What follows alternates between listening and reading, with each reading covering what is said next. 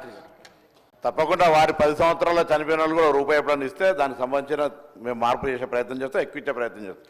తర్వాత గౌరవ సభ్యులందరూ మాట్లాడుతుంటే ప్రత్యేకించి 56 సంవత్సరాలు ఏమైందంటారు. 56 సంవత్సరాలు ఏం కాలేదు కాబట్టి తెలంగాణ కొట్లాడాం కదా అధ్యక్ష.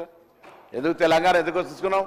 అప్పుడు వివక్షకు గురవుతున్నాం కాబట్టే మీరు అనేక సందర్భాల్లో కాంగ్రెస్ పార్టీకి సంబంధించి ఒక విధానపరమైన తీసుకొని ఇలా తెలంగాణ ఏర్పాటు చేసుకున్నాం అధ్యక్ష.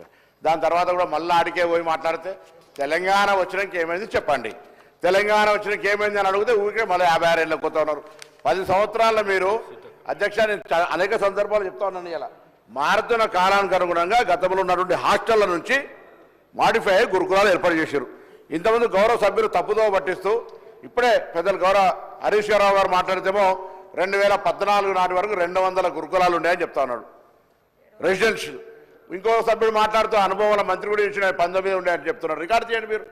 దాని తర్వాత వాటెవరెడ్డి విషయం చెప్తారు. దాని తర్వాత రైట్ దాని తర్వాత జగద్గిరి గుట్ట ఇవాళ బీబీ నగర్ సంబంధించి మాట్లాడు మైక్ తీసుకొని మాట్లాడే ఎవరు మీరు ఇక్కడ మైక్ తీసుకొని మాట్లాడు. ఇట్లంటే దొడ్డులా ఉన్నానుకొని బాగా ఉంటే ఆకారం అనుకుంటున్నావా? మైక్ మాట్లాడమే అధ్యక్ష. అప్పటి నుంచి చూస్తాను ఏమనుకుంటాను దొడ్డు ఉంటే భయపడతాను అనుకుంటున్నా. దానిలో పేరుకేక భయపడేదేం లేదు. నేను హరీష్ రావు గారు అడుగుతున్నా, ఏం మొదటి సభ్యుడు అయితే మాట్లాడరా? చిల్లర మాట్లాడుతున్నా పిచ్చి ఆయన అన్నారు కాబట్టి నేను అంటున్నా. నన్ను అన్నాడు ఆ మాట అయితే పోతే సార్ చిల్లర పిచ్చి దయచేసి నేనేమన్నా మీరు తప్పు చెప్పారు. ఇవాళ అక్కడ పాఠశాలకు సంబంధించిన మిలిటరీ మీరు ఇక్కడ బీబీ నగర్లో అన్నారు, మూసేసిరు అన్నారు. తప్పు. జగద్గిరి ఉంటే మార్చాం. ఇప్పుడు రమ్మంటున్నా గౌరవ సభ్యుల్ని రమ్మని చెప్తాను. ఏం మొదటిసారి సార్ దయచేసి అర్థం చేసుకోండి. మేము మళ్ళీ చెప్తాను, మా ప్రభుత్వము, నేను ఒక విద్యార్థి నాయకుడిని, మా ప్రభుత్వం కాంగ్రెస్ అంటేనే సంక్షేమం కోసం ఆలోచన చేస్తుంది. బీసీ బిడ్డను నేనేం ధనవంతుల బంగారు స్ఫూర్తితో నేను పుట్టలే. తప్పకుండా ప్రభుత్వ పాఠశాలలో చదివినాం. వాళ్ళ కన్సర్న్ మాకు తెలుసు.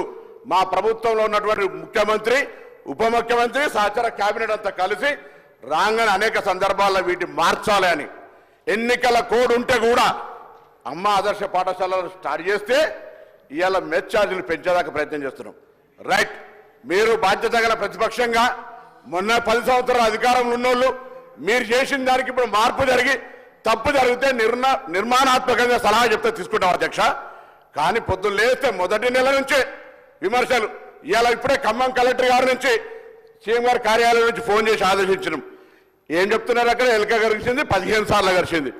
ఎంక్వైరీ ఏమైనా ప్రైవేట్ హాస్పిటల్లో పెట్టి వాళ్ళ సంబంధించిన హాస్పిటల్లో పెట్టి తప్పుడు మెడికల్ రిపోర్ట్ ఇచ్చారు. ఇప్పుడే ఆదేశించిన జిల్లా కలెక్టర్ గారి మెడికల్ టెస్ట్ చేయించి రిపోర్ట్ ఇవ్వమన్నా